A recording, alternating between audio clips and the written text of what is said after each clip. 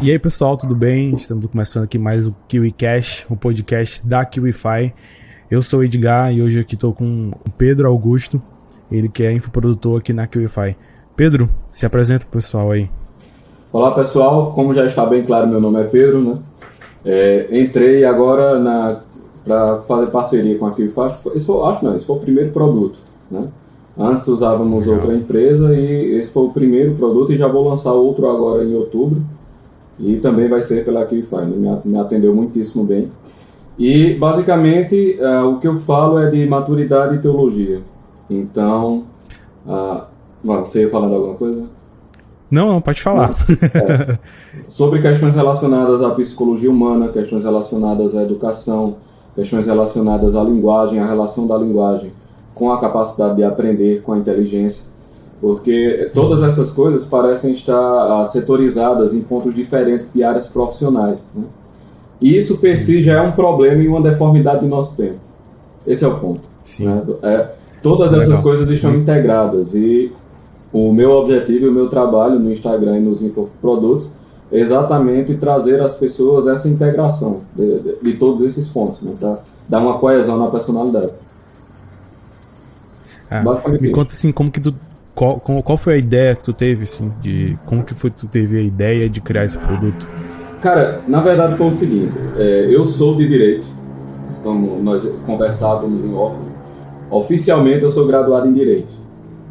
E de todas aquelas maravilhosas aulas que eu não assisti, de todos aqueles períodos maravilhosos que eu não vivi no Direito, mas assim, eu fiquei insistindo no Direito por um largo tempo, até o momento que eu fiz, não, cara, isso não dá mais, assim, eu não quero ser advogado, eu trabalhava em um escritório aqui na cidade e tal, não, eu não quero fazer isso realmente.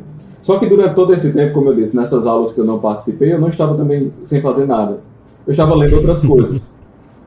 Então, o meu horizonte inteiro de curiosidade, o meu horizonte inteiro de importância, assim, estava relacionado a ciências humanas, teologia, literatura, essas coisas. Então, sempre foi isso que eu me interessei em saber.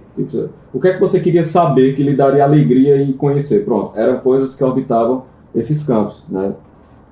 Qualquer coisa relacionada ao direito, eu nunca tive nenhuma alegria em conhecer os fundamentos do Código Tributário. Nunca foi algo que me desse um gozo espiritual, mas as outras coisas sim, né? E aí chegou um momento em que eu disse, eu tenho que admitir para mim que eu não posso mais insistir nisso. Eu sei que existem muitas expectativas, eu sei que muita coisa, muito tempo e dinheiro e tudo foi investido, mas, enfim, as coisas se dissolvem no ar e se dissolveu. E aí eu resolvi lançar um produto chamado Semana do Rei Leão, que foi o seguinte, foi a época que lançou o Rei Leão reformatado, né? Aquela coisa toda e tal. Exato. Aí eu vou aproveitar essa onda e dar uma surfada aí. E fiz a Semana do Rei Leão, em que eu analisava os símbolos dos personagens de Rei Leão. Então, Timão e Pumba com a preguiça e a gula, você tem Rafiki com a sabedoria, Mufasa com a nobreza, e todos esses personagens têm características específicas do que eles simbolizam. E aí eu falava desses aspectos e lancei um curso, que era uma masterclass, na verdade, foram 3 horas e pouco de aula, sobre a relação entre autoconhecimento e literatura. Como o desenvolvimento da capacidade literária, na verdade, é o desenvolvimento da possibilidade de viver bem. A gente acredita que a literatura é um fricote, assim, você dá certo na vida e se der tempo você lê um livrinho para pousar na mesa que lê o Machado de Assis. Né? Você nunca tem entendido nada. Se colocar a palavra Machado na sua frente, você não sabe ler direito. Mas você disse que leu Machado de Assis. Então, isso é uma loucura, entende? Na verdade, a inteligência ela se arquiteta sobre a linguagem. Isso significa dizer que quanto maior a sua capacidade de linguagem, maior será a sua compreensão do mundo. Portanto, a literatura, mais do que matemática, mais do que xadrez, mais do que qualquer outra essas coisas que estão no nosso imaginário, a literatura, ela é o elemento expansor da inteligência. Entendeu? Então, eu falei sobre isso, né? Foi o primeiro produto. E como assim, símbolos, tem alguma mensagem subliminar sobre o Rei Leão? Bora lá. Não é bem mensagem subliminar. É o seguinte, todo personagem, todo personagem, a literatura, ela é uma realidade possível. Então, suponhamos, vamos pegar aqui um mundo mais fantástico do que Machado de Assis, que é um mundo aqui do século XIX brasileiro, né? Vamos pegar o Senhor dos Anéis. Veja, no Senhor dos Anéis, você tem ali personagens que no mundo real não existem. Então, muito provavelmente, você não vai topar com Gandalf, você não vai topar com o Hobbit ou com um elfo, ou nada desse tipo. Mas Gandalf, o Hobbit e o elfo, eles são biografias possíveis. Vamos colocar assim. Sim, sim. Né? Eles simbolizam um conjunto de possibilidades humanas reais. Então, a incompatibilidade, uma coisa que nós experimentamos sempre, a incompatibilidade entre o desafio que você precisa cumprir e as suas capacidades inatas, que é o Hobbit, que é Frodo com o Anel. Então eu acredito que todos nós passamos pelo drama de termos que realizar coisas que obviamente nós não estamos prontos para realizar e que obviamente a gente vai ter que penar muito para realizar. Então existe veja, a desproporção entre a destruição do Anel do Poder e as capacidades físicas e culturais de um Hobbit, essa desproporção, ela é um elemento da realidade. Então aquela biografia, embora não seja uma biografia real, embora Frodo não tenha existido em carne e osso, mas ele tem elementos de uma biografia possível. Então a literatura, ela é um conjunto de biografias possíveis. Quando você lança aí sobre, por exemplo, o Rei Leão, o que acontece ali é que os símbolos possíveis na realidade estão condensados em certos aspectos dos personagens. Então tomemos, por exemplo, a nobreza. Né? O que é a nobreza? Retire o fricote de corte, dessas coisas todas. Né? A ideia que a gente tem da aristocracia já é a aristocracia corrompida, já é a aristocracia degenerada. Isso não é aristocracia. Né? A aristocracia, na verdade, ela sempre foi a linha de frente na defesa dos que não eram aristocratas. Então, a aristocracia ela surge com a aristocracia militar. Quem ia lá, né, levar espadada e levar flechada na cara, não eram os camponeses, eles estavam lá, mas quem estava na linha de frente era a nobreza. A nobreza era a responsável por isso. E um nobre se furtar a isso era uma coisa absurdamente vergonhosa. Né? Então, esqueça essa nobreza das pompas francesas com perfumes e jardins. Né? Esqueça isso. Em Mufasa, nós temos muito claro os 3 aspectos fundamentais da nobreza, inclusive a nobreza de personalidade, que é o seguinte: a coragem, o senso de sacrifício, né? A coragem, o senso de sacrifício, o desprendimento, digamos assim, né? E a generosidade. Sim, sim. Então a coragem, a generosidade e o sacrifício, eles são a tríade que formam a estrutura da nobreza. O que é um indivíduo nobre? É um indivíduo que e o autocontrole, né? Porque eu botei sacrifício, mas bota como generosidade, e o autocontrole. Então o que é um indivíduo nobre? É um indivíduo que ele é senhor de si, ele é capaz de ponderar o que ele vai fazer, a maneira como ele vai agir. Ele não vai ser desproporcional tanto para o lado da dureza como para o lado da doçura. Ou seja, ele não vai ser gentil a ponto de ser um idiota meloso, nem ele vai ser incisivo a ponto de ser um grosseiro bárbaro. Ele vai saber dosar. Né? Então a nobreza tem esse senso. Uma outra característica da nobreza é a generosidade. O nobre é generoso. Quer dizer, nosso Senhor é nobre, Cristo é nobre, porque ele é generoso. Então a generosidade está ligada à nobreza. E por fim você tem o senso de dever, o senso de responsabilidade, você tem o sacrifício. Tudo isso está presente ali em Mufasa. Ele perdoa quando ele poderia muito bem exigir uma punição. Ele dá a sua cara a tapa, ele dá a sua vida quando ele poderia muito bem exigi-la. Ele sabe dosar o que é adequado, quando, por exemplo, ele dá os conselhos ao seu filho, quando... Enfim, ele tem as características próprias da nobreza. E ele tenta passar isso. E quando o carinha lá, o moleque, o filho dele, eu esqueci o nome dele agora. Como é o nome dele? Do filho de Mufasa, cara? O personagem principal do Rei Leão. O Simba? Simba, exato. Quando o Simba ele reencontra o seu lugar, ele reencontra essas características. Que exatamente Nala, ela é tipo a voz da consciência. Diz, você está fingindo que é uma coisa que você não é, você tem responsabilidades com a sua terra. Não me importa se você está mais feliz aqui, a sua felicidade é irrelevante. Você tem um dever a cumprir. Entende? E o mundo moderno, ele é um mundo que dá o grito contrário ao grito de Nala. É o seguinte, não, a sua felicidade é o mais importante, seu dever é irrelevante. Exatamente por isso que nós estamos no mundo de neuróticos e fracos. Porque o indivíduo que não assume o dever, apesar da sua momentânea infelicidade, ele está cavando a infelicidade permanente.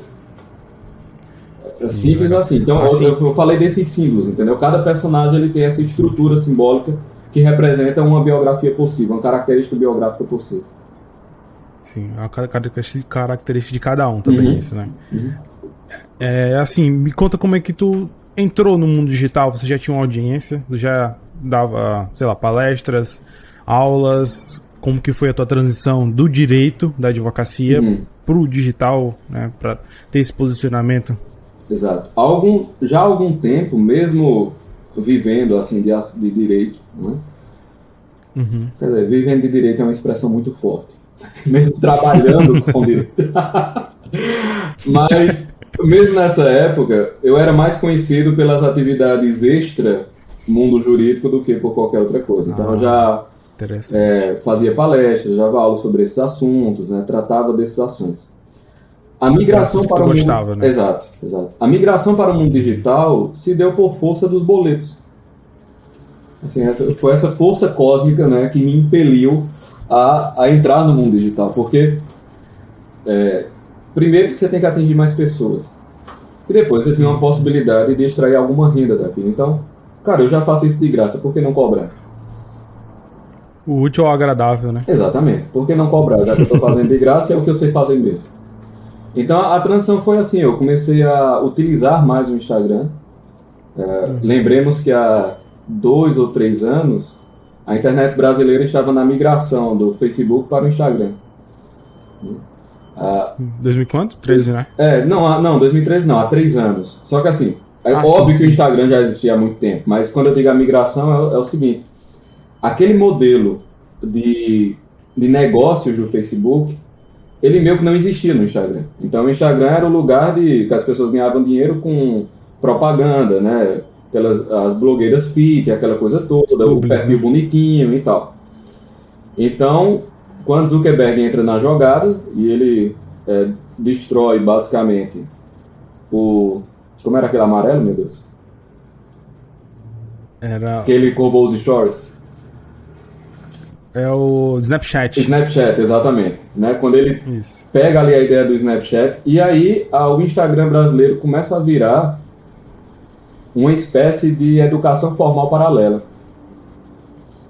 E aí você começa a ter um mercado educacional que não está ligado às fontes oficiais de educação. Isso. Né? O Instagram brasileiro virou muito mais direto ali também, né? Exatamente. Então, porque, perceba, a educação sempre funcionou dessa maneira. Então, o processo educacional é o seguinte, tem alguém que sabe ensinar e acha que o conteúdo dele vale a pena ser cobrado, e tem alguém que quer aprender e acha que vale a pena pagar por aquele conteúdo. Essa é a estrutura básica da educação, sempre foi na história humana. Né? Até o momento em que você tem a burocratização da educação, a estatização da educação. Mas sempre foi desse jeito, né? Então, o Instagram, ele meio que vira o início da universidade medieval. Que era assim, você tinha um professor ali e um grupo de alunos para ali e pagava para o cara, né?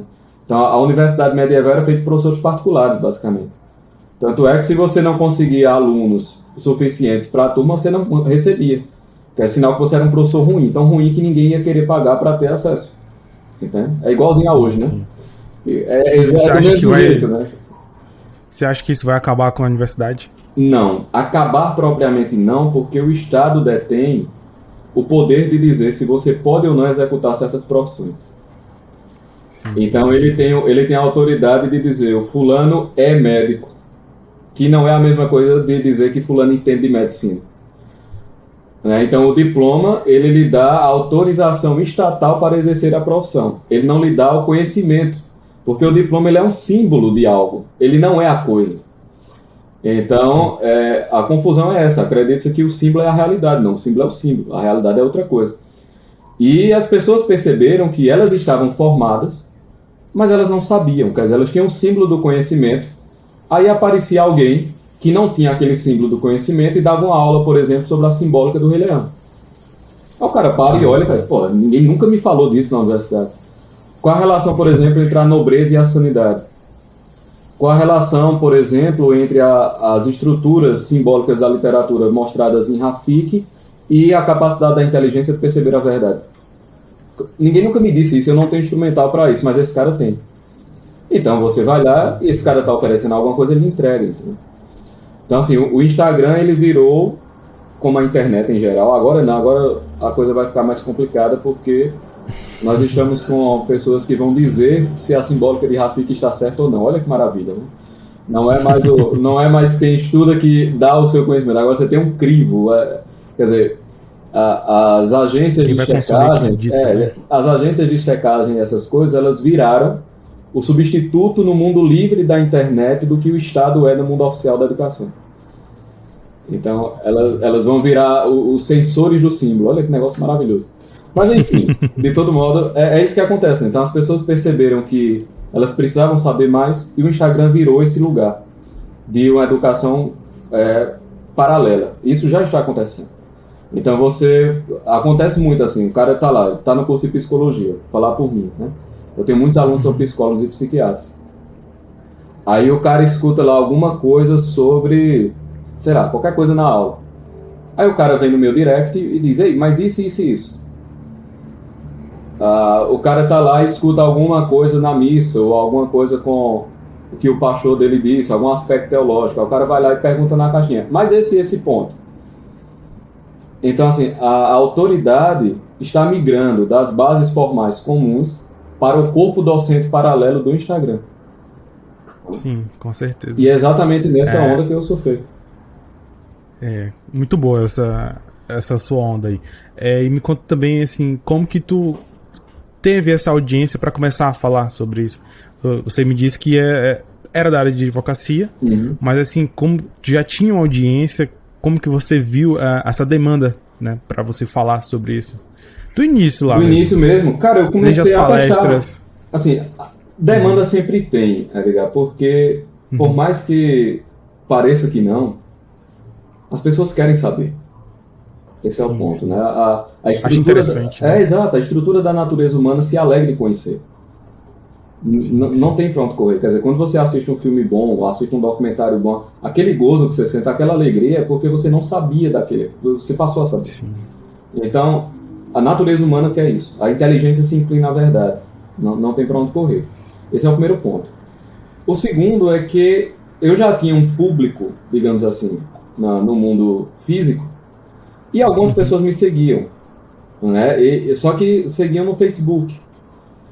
E você sabe que as pessoas que vão entrar agora não sabem disso, mas produzir conteúdo no Facebook era a coisa mais fácil do mundo. Você escrevia um texto bom, dia sim, dia não. Pronto. Sim. E moderava os comentários ali. Acabou-se. Era isso que era produzir conteúdo. O Instagram... A entrega também era diferente, né? Exato. O Instagram, ele vem, assim...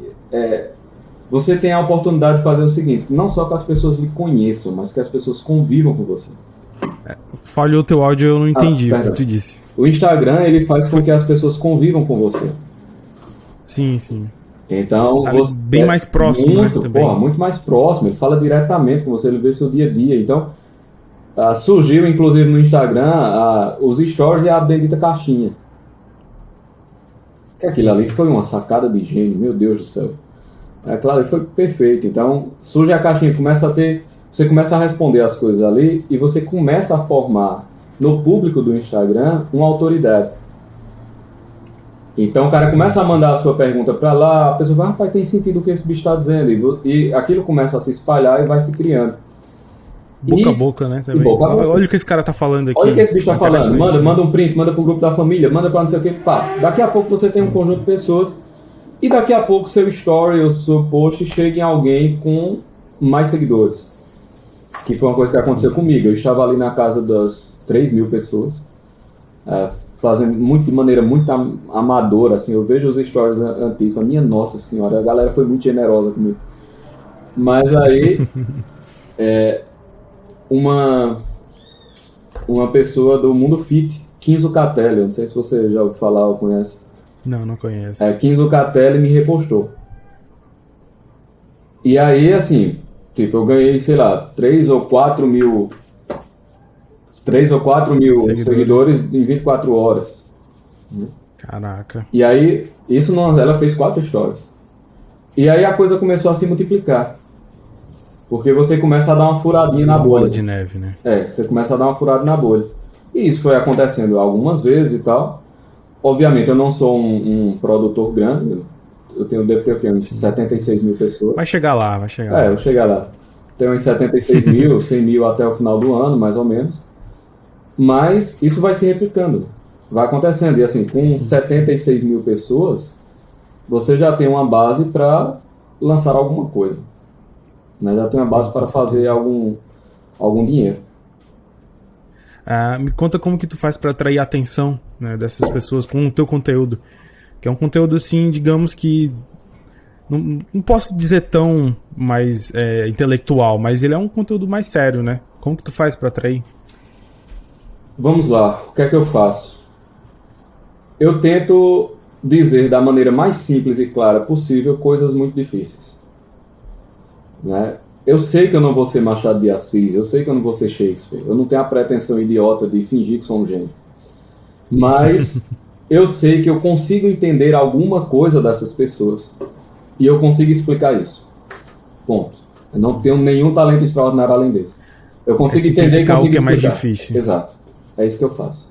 Que legal, que legal. Pronto, é basicamente isso. Assim... E aí eu faço isso com perguntas, com vídeos e também sem dar esse peso todo, sabe, Adriano? O assunto é sério, mas as únicas coisas que valem a pena você tratar com leveza são as coisas sérias, sabe? Eu tenho um escritor, Chesterton, que ele diz assim: tem gente que fala para não discutir política e religião, eu só sei discutir essas duas coisas porque são as coisas que importam. Qual outra coisa vale a pena ser discutida?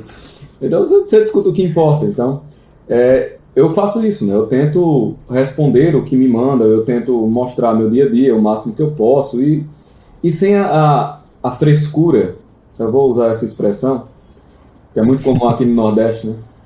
Sem a frescura, e hoje em dia, como é preciso explicar tudo, eu não estou falando de questões eróticas e sexuais, não, minha gente. Frescura significa, como é que eu vou explicar para vocês?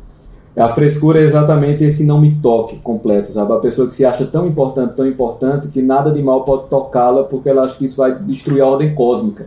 É assim, se o ônibus atrasou, meu Deus, as montanhas derreterão porque eu não cheguei na hora no meu trabalho, né? Cara, não vai acontecer, sabe? O mar tá do mesmo jeito, o sol vai nascer do mesmo jeito, deixa de tua frescura. Mas enfim, sem esse pedantismo de, nossa, eu estou falando sobre as 5 vias tomistas e o cara bota o narizinho, nossa, eu entendo como a educação medieval começou. Porra, pelo amor de Deus, limpa. Isso é palhaçada, bicho, isso é teatro, entendeu? Então você tem que falar essas coisas de uma maneira simples, tornar esses assuntos o assunto da mesa de bar, entendeu? É assim que o conhecimento é construído. Não é como se você estivesse falando para um grupo de iluminados, né? Que é, doutor fulano, por favor, você é doutor de não sei o quê, então sente-se para discutir conosco. Cara, não rola, entendeu? Sim. Me conta assim, quando tu foi lançar, né? Tu falou assim, cara, eu acho que alguém deve ter tido essa demanda, pessoal, lança um curso, faz um curso, não sei, né? Sim. E aí, como que tu fez? Tu tinha uma equipe, tu procurou uma equipe, tu fez tudo sozinho, tu tinha alguém que te ajudava? Bora lá, eu fiz o trânsito para algumas coisas. Primeiro, um colega meu que já estava começando no mercado fez, eu posso fazer essa coprodução da Semana do Rei Leão. Que foi uma coisa assim, hoje, completamente amadora, né, comparado com o que eu faço hoje, mas rolou. Né? E a gente firmou essa parceria. Eu fiz a Semana do Rei Leão, fiz um outro produto sobre a natureza do perdão e os símbolos presentes no filme Forrest Gump, que é também uma obra-prima muito interessante. E fiz um outro produto, que foi um clube do livro, onde eu tratei das distopias, né? Relacionando, foi ano passado. Então, quando eu vi o cenário que estava se desenhando, fiz, cara, isso já foi falado.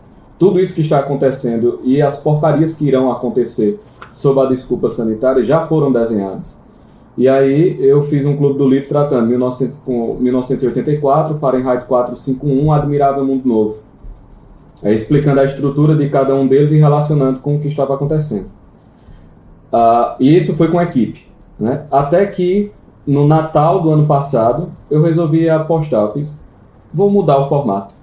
vou fazer assim, vou abrir um perfil e botar uma racha para cima para a pessoa depositar um Pix direto na minha conta. Deu certo.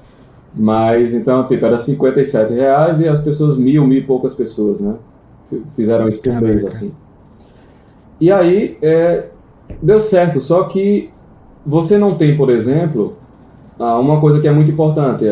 Você não tem área de membros, você não tem tratamento bancário, você não tem... Então, você fica um lançamento em que... A logística. A logística é muito complicada, entendeu? Eu fiz alguns lançamentos assim, a logística era muito complicada. E você terminava passando para a audiência uma ideia de amadorismo, ainda que não fosse amador, nem o conteúdo, nem a modalidade. E foi quando eu descobri a QIFI, entendeu? Porque o que eu estava querendo, não dar tanto dinheiro às outras, vamos ser bem francos e honestos aqui. Estava querendo ganhar mais dinheiro, né, do produto que eu lançava. Sim.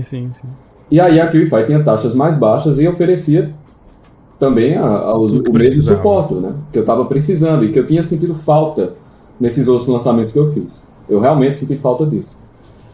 E pronto, foi quando eu migrei. E aí eu já migrei com outro formato, obviamente, com outro nível de trabalho, né? Outro nível de coisa, claro. Mas foi basicamente por isso, né? Hoje eu estou com uma equipe realmente. Então a tua estrutura de entregar era basicamente cobrar, né? Fazia, sei lá, uma transferência e aí você ia de um por um entregar o seu curso? Cara, adicionava trabalhoso, né? Aí demorava quanto tempo pra tu... 1000 e poucas pessoas pro perfil. Quanto tempo demorava para entregar para todo mundo? Eu contratei uma pessoa para fazer isso. Só que aí tinha um problema, porque eu poderia ter contratado um batalhão para fazer isso em 1 hora. Só que o Instagram não fazia isso porque ele tem um limite de adicionar pessoas. Então, se você adiciona 100 pessoas no intervalo de 40 minutos, ele bloqueia. Ele bloqueia. Então, eu por exemplo, fechava o carrinho, né? Que por fechar carrinho lê-se, tirava o link do arrasta, dos stories do meu perfil. Sim. Aí eu fechava o carrinho, a aula era no outro dia. Aí suponhamos, no último dia é o pico de venda, né? Aí 500 pessoas compravam. Eu ia fazer o quê? Como é que eu ia adicionar aquelas 500 pessoas a tempo de assistir a aula ao vivo no outro dia à noite? Tá entendendo? Então me criou alguns problemas, né? Esses são esses problemas de logística. Que é uma coisa que não existe, por exemplo, numa estrutura como essa aqui. Tipo, eu posso fechar a carro mais 7 e a aula ser lançada às 8h30. Sim. Não vai ter problema nenhum, entendeu? Pode começar às 7h15 se quiser. Já é 7h15 se quiser, exato. Então não vai ter problema. E eu vi que o custo-benefício valia muito para o meu modelo de negócio. Sim. Entendeu? Tu tinha uma estratégia? Né? Tu seguia alguma estratégia para começar? Tu mudou a tua estratégia no meio do caminho? Várias vezes. Mudar a estratégia que está dando errado é a coisa mais importante para dar certo. Você não pode ter apego. Qual que foi a tua estratégia inicial? Rapaz, o público muda muito, sabe?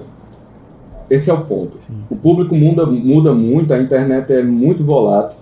E embora você mantenha uma base, que a base, vamos ser sinceros, a base é a mesma. Você passa um tempo falando daquele assunto, cria uma massa crítica, oferece um produto, joga uma escassez e fecha o carrinho. Então, você não tem muito o que se discutir sobre isso, né? Não vai mudar tanto. Mas nada também é tão simples. O meio do caminho, né, entre uma coisa e outra, você tem muitas adaptações, né? Uma coisa que eu tentei apostar a princípio foi na entrega por listas de e-mails. Funciona, mas também não funciona tanto. Ela tem que ser acompanhada de outra coisa. E aí você tem a regularidade no tipo de post. Você tem o tipo, inclusive, de imagem que seu público se adequa melhor. Você tem o tipo de linguagem, né, que esse é um ponto. Cara, não adianta você falar e as pessoas não compreenderem. Então eu penei muito nisso. Porque eu vi que eu tenho que simplificar sem perder a essência, mas ao mesmo tempo tornando a mensagem clara. Não é algo fácil de fazer. Realmente não é algo fácil de fazer. Então, para mim, essa organização da linguagem com o público foi algo complicado, não do ponto de vista das aulas, mas do ponto de vista dos negócios. Não, difícil, mais fácil, né? Exato. Era essa tua atividade. Essa parte era de boa, mas como é que eu faço um post que seja atraente a esse ponto? Porque o Instagram é uma máquina de dissipação. Eu estou aqui, aí eu estou lendo um negócio, mas ao mesmo tempo a notificação do WhatsApp desceu, tem mais 200 stories, eu já estou viciado, não consigo passar muito tempo numa coisa só, chegou uma notificação. Então, assim, você está ali olhando para a pessoa enquanto ela está sendo bombardeada, né, de um monte de informações. Então, como eu capto a atenção dessa galera? Como eu faço a modulação entre apresentar coisas banais da vida real, sobre meu dia a dia, o que eu como, o que eu faço, com quem eu converso, minhas impressões, e dar o conteúdo ao indivíduo, né? Eu acho que afinar a maneira de levar o conteúdo à persona, para mim, foi a coisa mais complicada. E que você meio que fica mudando. Isso aí não tem para onde correr. Então. Hoje mesmo, agora, eu estou testando novos formatos de story. Que legal. Eu vi pessoas fazendo e aquilo eu estou copiando. Entendeu? Perceba, nada se cria, tudo se copia. A tara de originalidade só existe em pessoas que não fazem a menor ideia de como ser original. Entendeu? A originalidade, ela advém de uma prática de cópias de pessoas melhores do que você. Então você copia várias coisas e aquilo se incorpora à sua personalidade e a sua carga biográfica vai se encarregar de dar uma personalidade específica àquilo. Mas você tem que incorporar elementos.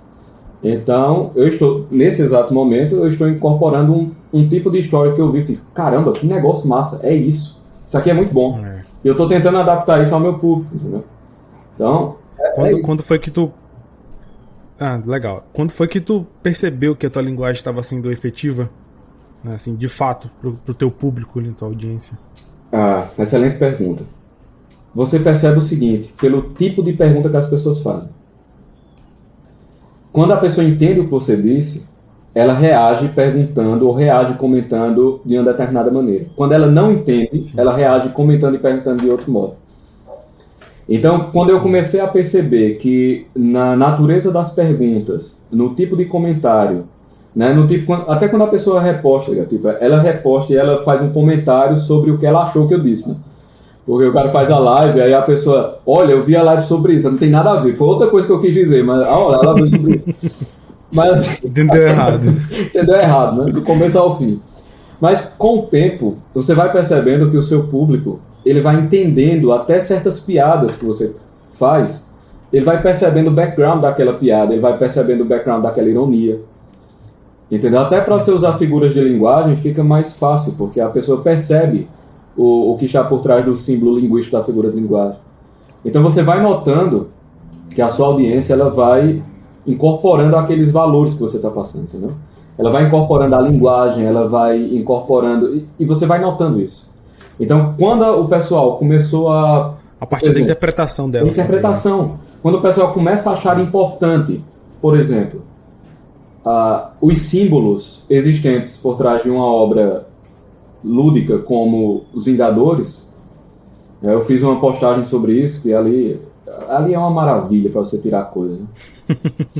Você tem o Thanos malthusiano, o vilão ele é malthusiano, né? Ele acredita que o universo precisa de equilíbrio, porque é um negócio perfeito. E aí você tem todos aqueles elementos, né? Você tem os deuses astronautas, que foi uma teoria muito em voga na década de 60 e 70, quer dizer, todos os personagens mitológicos, eles não são divindades propriamente, são alienígenas que nos parecem divindades. Isso aí são os deuses astronautas, né? Você tem as releituras do mito do Éden com Wakanda, você tem a releitura da criação do homem com a criação de Visão, o homem perfeito e completamente puro, capaz de pegar o martelo de Thor, né? Então, você tem todos esses elementos ali. E aí quando o público assiste um negócio desse, por exemplo, e diz assim, caramba, eu sei que tem mais coisa aí nesse filme que eu não consegui captar. Por exemplo, então, eu entendi que eles entenderam. Eles sabem que existe mais coisa, entendeu? E aqui só para condensar, a experiência fundamental do conhecer não é você perceber o quanto você sabe, é você perceber o quanto você não sabe. Veja, o mapa da ignorância, ele traz mais conhecimento do que você se deleitar no que você conhece. O grande mal é você não saber que não sabe. Né? Para o tolo, tudo é simples, porque ele não consegue, sabe, né? ele não consegue atinar com as nuances.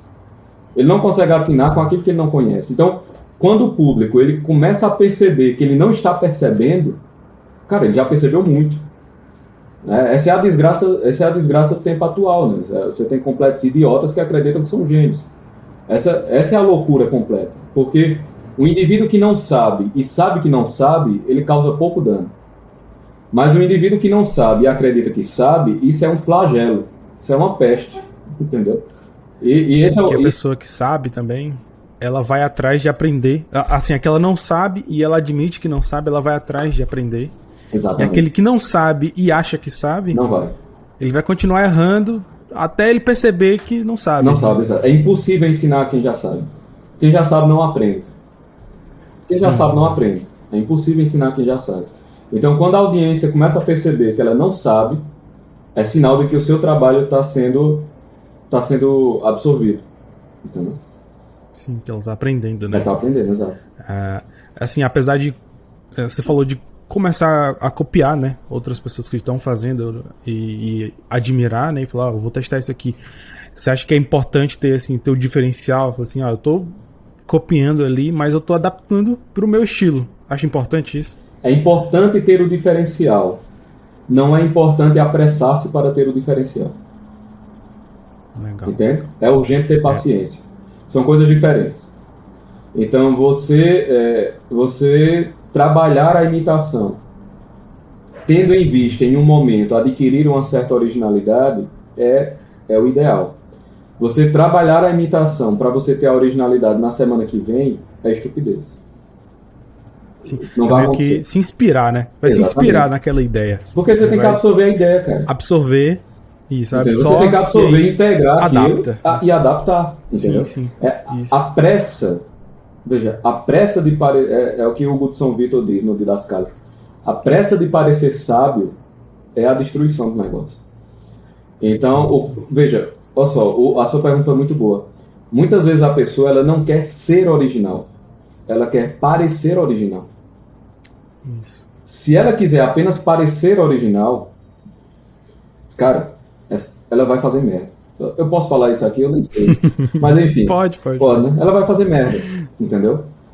Porque a pessoa que ela quer ser original, ela não vai importar-se em ficar experimentando um negócio por um mês, por 2 meses. Sim, ela não vai importar-se em chegar alguém no direct e dizer, ei, eu vi tua história, tá parecido com o de fulano. Ela vai dizer, tá parecido mesmo, porque eu tô tirando de lá. Entendeu? Ela não vai importar-se com isso, não vai ter a vaidade tola de parecer original. Mas vai chegar um momento que ela vai ser, inevitavelmente. Então, respondendo, né? Querer ser original é uma maravilha. Querer parecer original é um trajeto. E assim, tu demorou a alcançar essa tua originalidade, você já sempre foi, né, meio original? Ainda não alcancei, não. Na verdade. Tô treinando ainda. Tá se inspirando em outras ideias, né? Tô treinando ainda. Obviamente que existe um modo de falar, existe um modo... Mas isso está muito mais nas aulas propriamente do que na estrutura do negócio. Entendeu? Sim. E no digital, assim, a maioria copia os que são maiores, né? Os players que já estão alcançaram onde você quer chegar. Tu acha que isso é uma boa? Acho que isso é uma ótima. Assim, quem copia, né? Pra quem copia. Ótima. Porque um primo meu quis entrar no mercado agora. E ele mexe com coisa de economia, finanças e tal. Aí ele me mandou uma mensagem e disse, cara, quais são as pessoas do teu nicho que tu mais admira? O que é que elas estão fazendo? E quais são as outras pessoas que você tem saco de acompanhar? Que tu tem saco de passar os stories, que tu tem saco de botar uma live enquanto tá fazendo outra coisa. Quem são essas pessoas? O que elas estão fazendo? Pronto. Então pega elas e vê o que elas estão fazendo e vê do que elas estão fazendo que você pode fazer. Entendeu? E faça isso sem dó. Quem tem dó é piano. Faça isso sem dó, faça isso sem pena, entendeu? Vá lá e faça. Então assim, imitar os players é bom. Agora, veja só. A imitação, ela tem por fim o aperfeiçoamento da própria personalidade. Não a supressão da própria personalidade.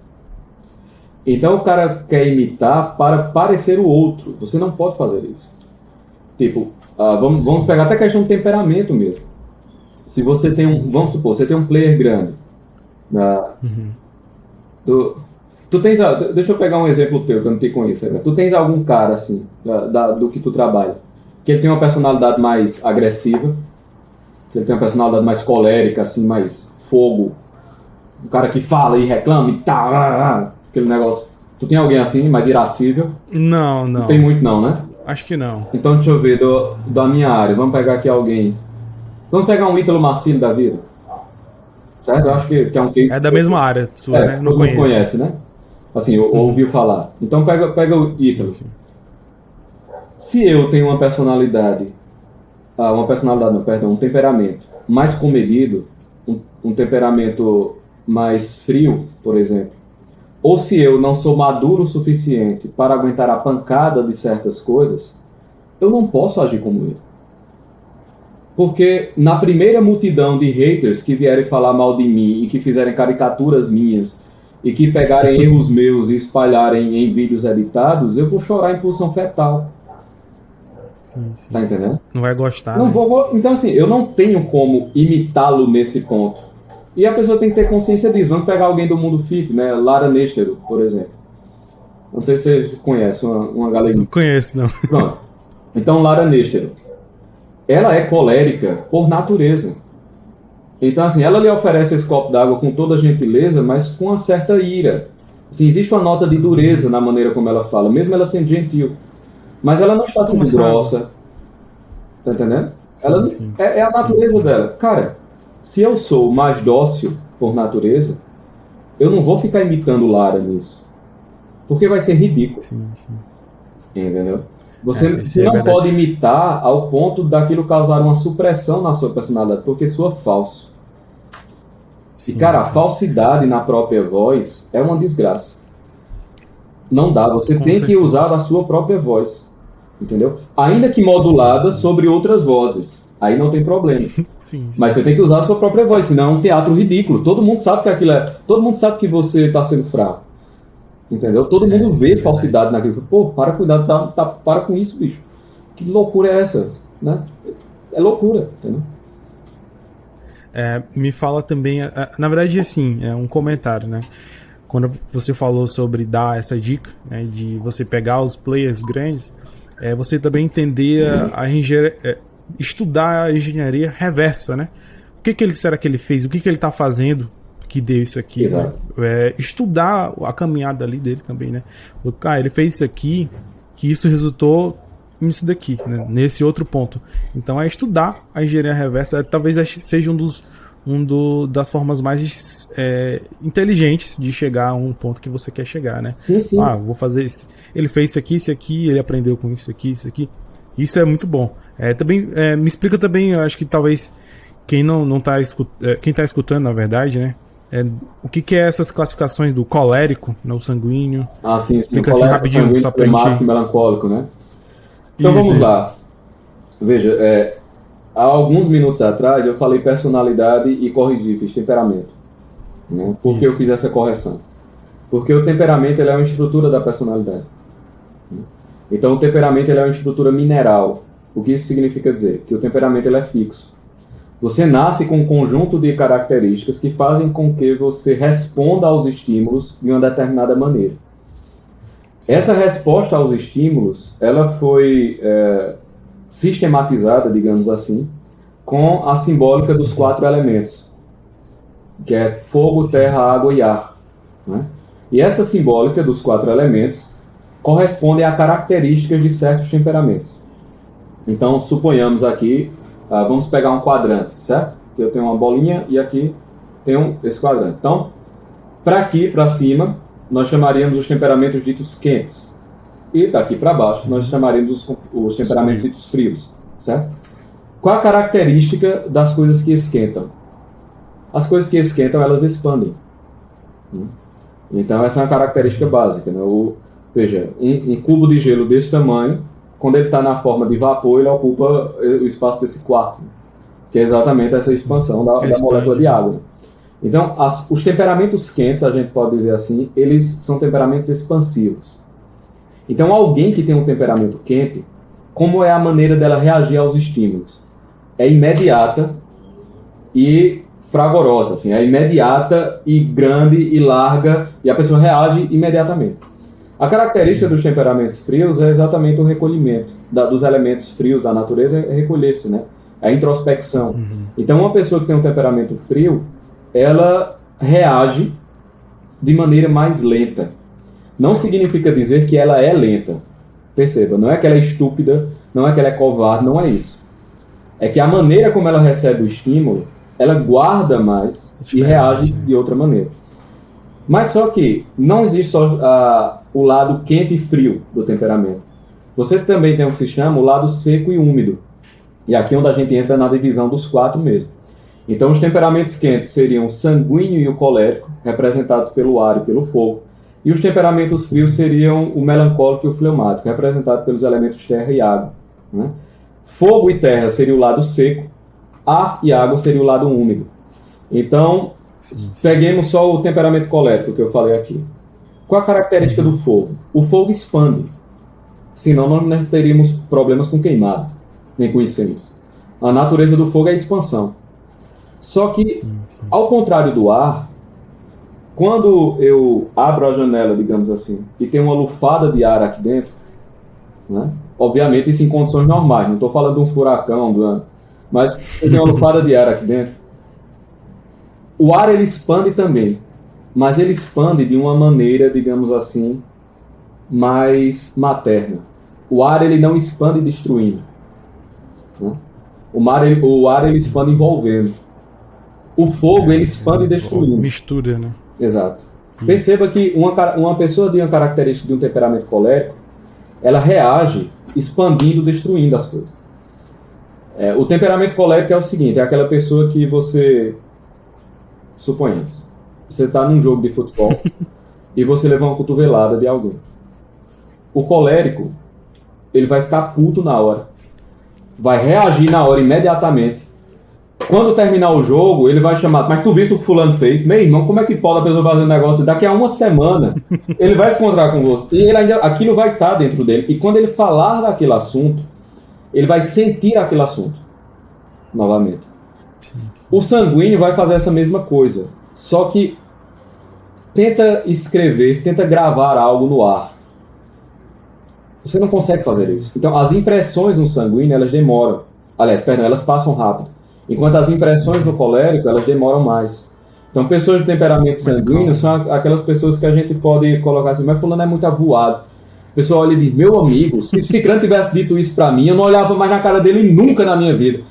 Uma pessoa de um temperamento mais sanguíneo, ele olha pra você e diz, poxa, mas isso foi há um ano. Pelo amor de Deus, não esqueça isso. Esquece, né? Não dói, ele lembra e tal. Obviamente tem coisas que ficam, né? Não é que você fica completamente imune. Sim. Mas não é o movimento.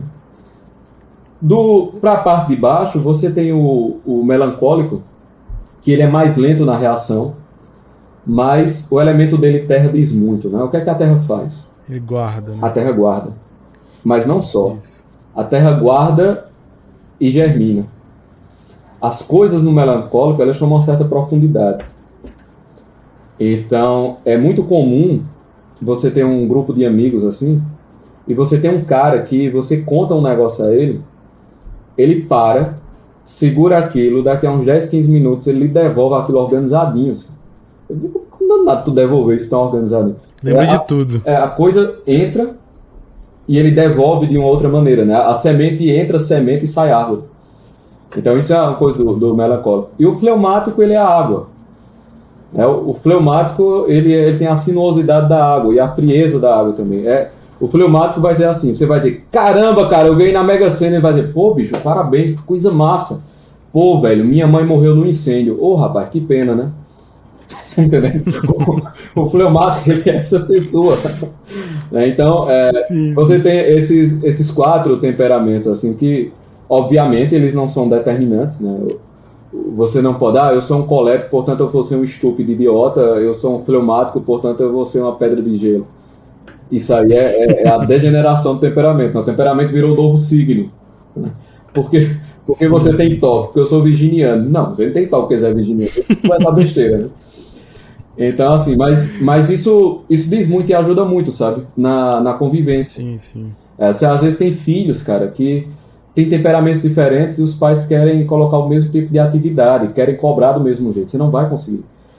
Não consegue. Se você tem um moleque colérico, você vai impulsioná-lo, pressionando ele e dando a ele desafios, assim. Você vai expandi-lo sendo duro. Se você fizer isso com um melancólico, você vai fazer com que o moleque retese, ele vai afundar, entendeu? Você não pode fazer isso. Sim. Você não pode exigir, por exemplo, se o moleque tem um temperamento mais sanguíneo, certas coisas. Muitos diagnósticos de TDAH, na verdade, são apenas crianças sanguíneas.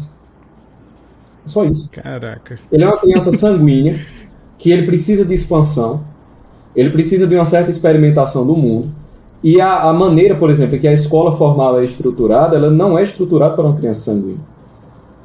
Porque você coloca um menino por 5 horas para ficar sentadinho fazendo atividades e ele tem 20 minutos de intervalo, você está ficando louco. Uma criança sanguínea, ela sempre vai ser um peixe fora d'água nisso. Ela vai ter mais dificuldade.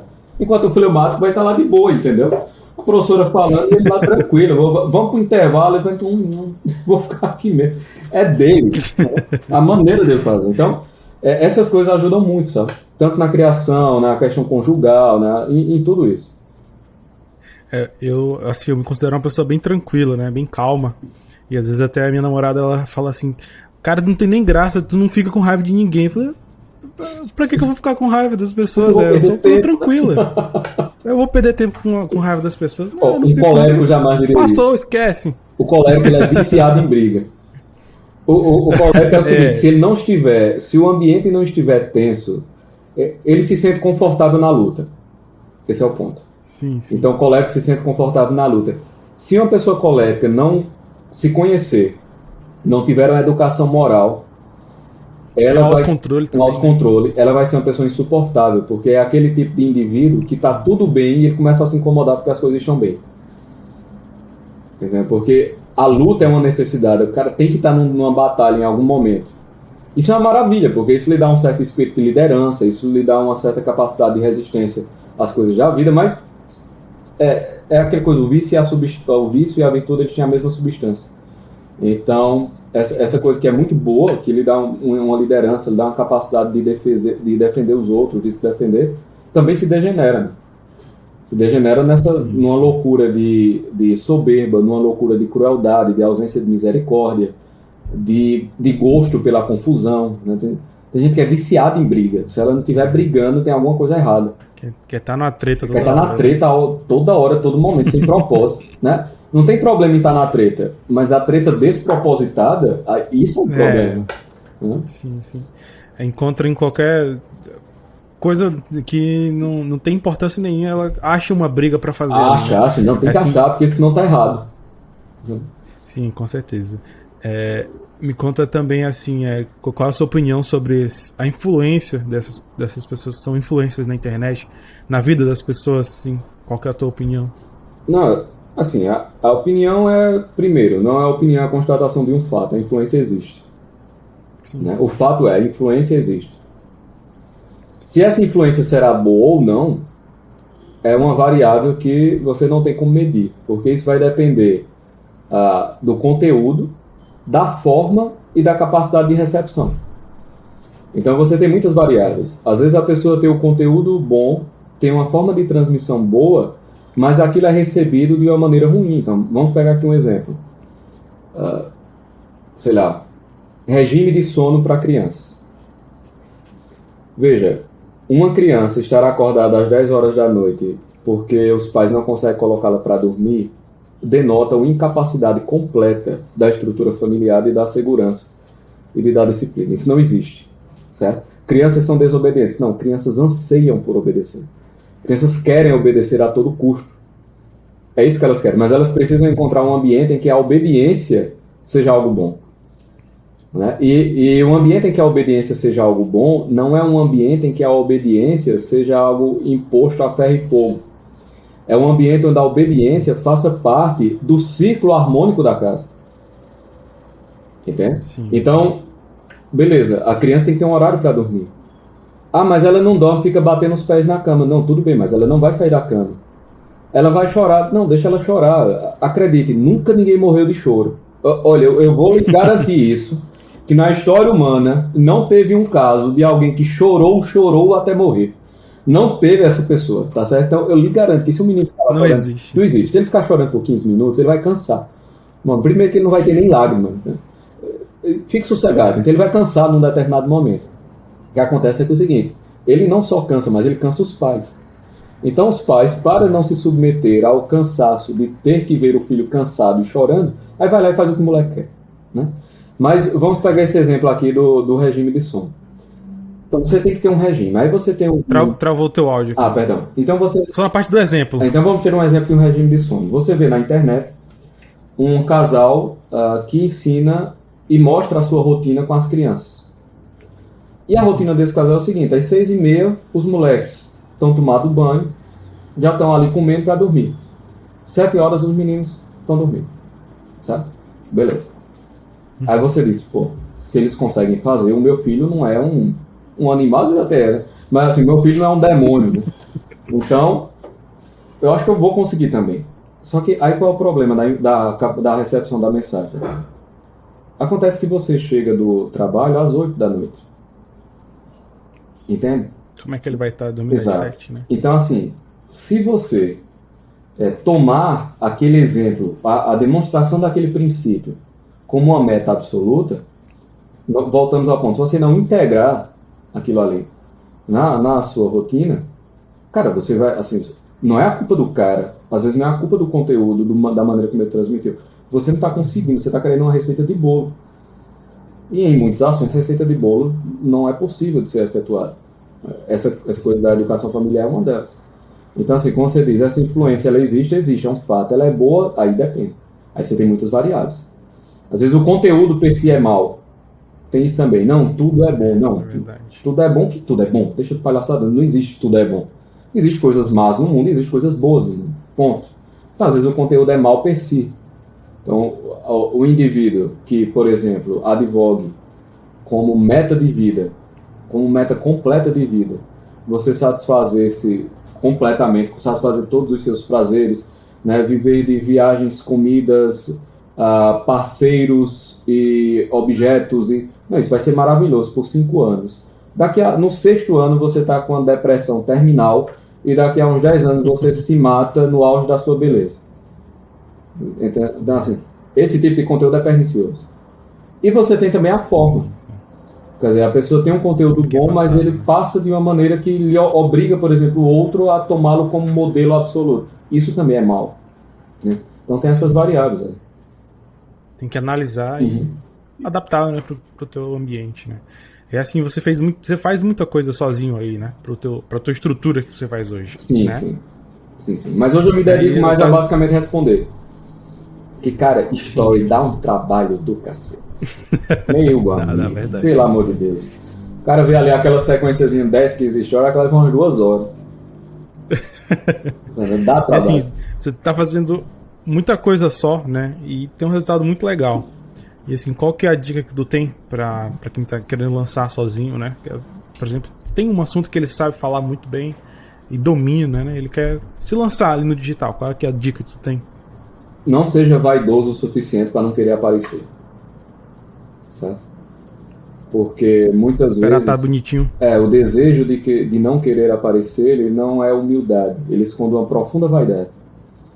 Você apenas não está querendo que a imagem que você construiu de si mesmo e que a imagem que você quer que os outros tenham de você seja quebrada pela realidade.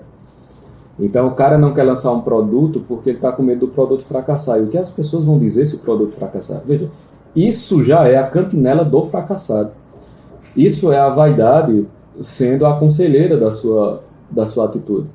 Então, certo, e o que importa o riso dos outros?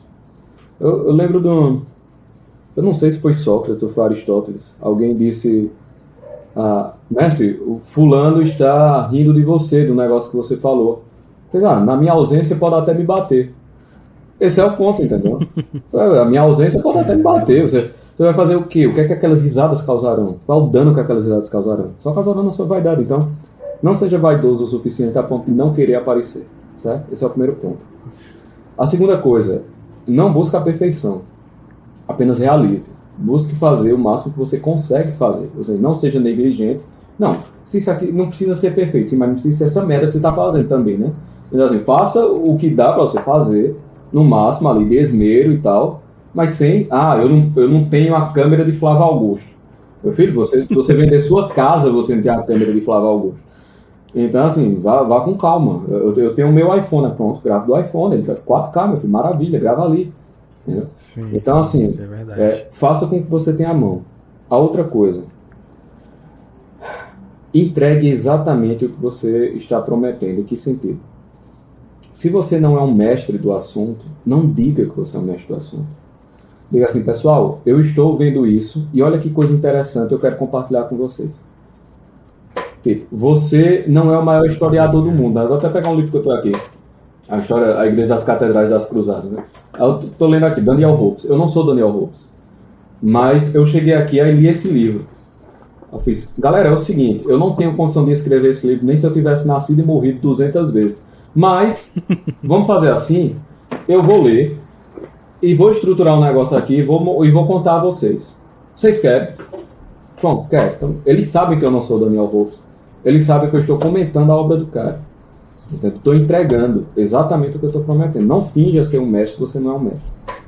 Certo? E Sim, também não dê, nessa mesma linha, tem honestidade intelectual. A definição de honestidade intelectual mais cristalina eu escutei da boca de Olavo de Carvalho, que é o seguinte: não finja que você não sabe aquilo que você sabe, e não finja que você sabe aquilo que você não sabe. Então, sim, algo que você não sabe, você diz que não sabe. E algo que você sabe, você não fica se fazendo que não sabe. A única maneira de você perder isso é com uma coisinha chamada humildade. Não tem outra. É começar. Não, e não é só começar, é o seguinte, é não importar-se. Os outros vão dizer. E não só não importar-se com as pessoas vão dizer, é não importar-se tanto consigo mesmo. Em que sentido? Veja só. Você já assistiu aquele filme A Vida é Bela? Não. O filme do cara que vai pro campo de concentração? Tem uma cena do filme A Vida é Bela em que o moleque... basicamente é o seguinte, para tu que não assistiu. O pai e filho são mandados para um campo de concentração e o pai cria um ambiente para que o filho não perceba o lugar onde ele está. E ele faz com que aquilo vire uma espécie de jogo para a criança, e que todos ali estão jogando também. Não é? E aí tem um momento em que o pai está sendo conduzido sob a mira do fuzil de um nazista, e o filho está escondido. Eles dizem assim, tu vai ficar aí escondido que é um jogo. Quem passar mais tempo escondido ganha, né? E aí ele esconde o moleque, e o moleque consegue ver só uma fresta do campo. Né? E quando o cara é conduzido com o fuzil, ele vai passar na frente de onde o moleque está escondido. Aí o que é que ele faz? O nazista está lá, e ele começa, quando ele passa na frente, ele começa a marchar de um jeito bem palhaço, de um jeito bem lúdico, bem idiotão, assim, né? Como se tivesse uma brincadeira. Ele começa a marchar desse jeito. Que é exatamente quando o moleque vê, aí vê o cara com a arma, mas vê o pai marchando e fazendo gestos e tal. Aí mais na frente, o soldado, palhaçada é essa, né? Mas veja, por que é que aquele pai ali não importou-se com o ridículo da situação? Porque ele tinha um objetivo que era maior do que ele próprio. Ele tinha o objetivo de salvar a vida do moleque, mantendo-o ali, e ele sabia que se ele passasse sob a mira de um fuzil, o moleque iria se assustar e poderia correr, e ele queria que o moleque não sofresse o trauma de estar no campo de concentração. Quando eu transporto esse princípio para a vida de negócios, veja, a pessoa que quer fazer um curso, por exemplo, a pessoa que quer ganhar algum dinheiro, mas ela não tem um objetivo adulto, ou ela não tem um objetivo que seja maior do que a sua própria imagenzinha, ela sempre estará na berlinda do medo. Ela sempre estará num momento de semi-pânico. Porque é como se ela fosse uma pessoa com a pele exposta e que estivesse a todo custo movendo céus e terras para que nada tocasse a pele dela. Só pode fazer alguma coisa de valor na vida quem não tem medo de estar com a pele exposta. Se você se importa demais com a dor que você vai sofrer, você não vai realizar nada.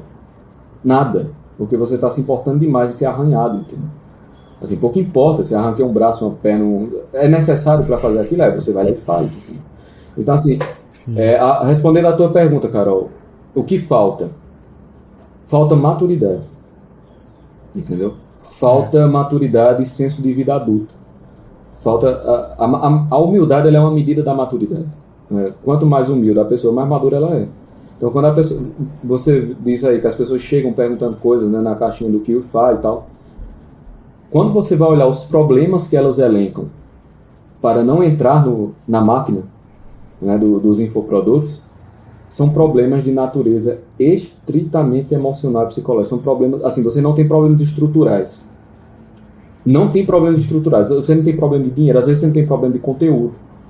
Você não tem problema de equipe de coprodução, você não tem problema do logística, você não tem problema de nada, bicho. Você só tem problema de uma personalidade frágil, que teme a exposição, que teme que arranhe a pele dela.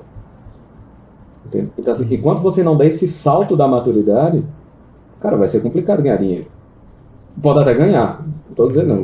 O que tem de pessoas imaturas ganhando dinheiro, bem, as toneladas.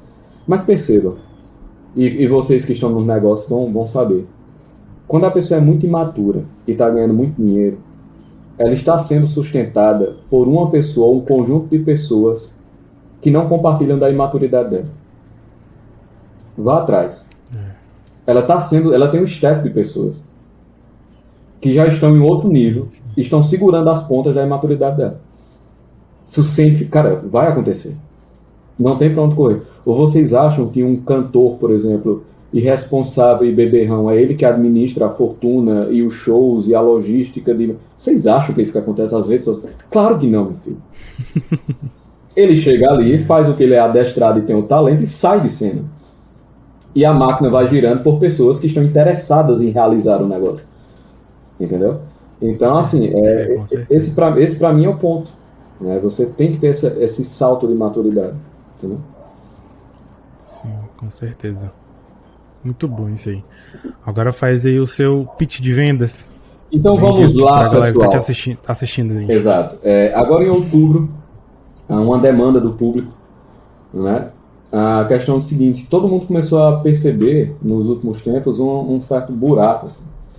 As pessoas falando sobre coisas mais profundas, educação, vida, família, casamento, vida espiritual, mas, pô, ninguém me ensinou isso, a minha família é desestruturada, eu não sei nada. O cara começa a falar sobre Deus, eu imagino, sei lá, um velhinho de barba numa cadeira bonita.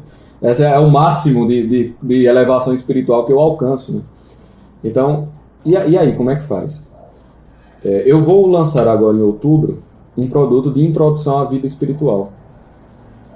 Entende? Legal. Que é exatamente para pegar essa questão da vida da inteligência e da vida do espírito, que na verdade são manifestações do mesmo tipo de existência. Então, vai ser uma introdução à vida espiritual. A gente vai falar do começo mesmo. Sabe aquelas perguntas que toda galera assim, descoladona e inteligentona faz? Né? Quem criou Deus? Se Deus existe, por que existe o mal? Né? Essas coisas todas. Pois bem, a gente vai pegar isso. Né? Esse é um módulo apenas, é o primeiro módulo. Vai ter, eu acho que umas 16 aulas. Tá certo? Só para introdução à vida espiritual. Ou seja, o que é de fato a natureza humana, a alma humana, o que se quer dizer com criação, o que se quer dizer com felicidade, o que se quer dizer de fato com a finalidade da vida humana. Então, essas questões fundamentais vão ser abordadas nesse primeiro módulo. E daí a gente vai caminhar para coisas mais profundas, tá certo? Mas esse vai ser um módulo de introdução à vida espiritual, sem muita frescura, sem muita... para assistir isso eu tenho... Sabe aquela pessoa que é tão santinha que chega a cabeça pende, assim... Não é isso, entendeu? Para pessoas... Não, eu quero entender como funciona esse negócio. Como é que funciona esse negócio de Deus? Como é que funciona esse negócio de vida espiritual? Como é que funciona essa coisa, assim, que eu escutei falar de várias maneiras, mas o que é de verdade? Então, o curso vai ser sobre isso. Introdução à vida espiritual. Tá certo? E é isso. Vai ser lançado ainda. Tenham calma, segurem aí. Deixa suas redes sociais pra galera que tá escutando a gente e assistindo também, né? Exato. Pode te encontrar. Pedro Augusto _PS, tá certo? Só ir lá que eu estou por lá. Beleza? É isso aí, cara. Foi um prazer te conhecer e esse bate-papo aqui foi muito bom também. Pode ser que a gente faça, sei lá, uma segunda parte também. Foi muito legal. Fica à vontade.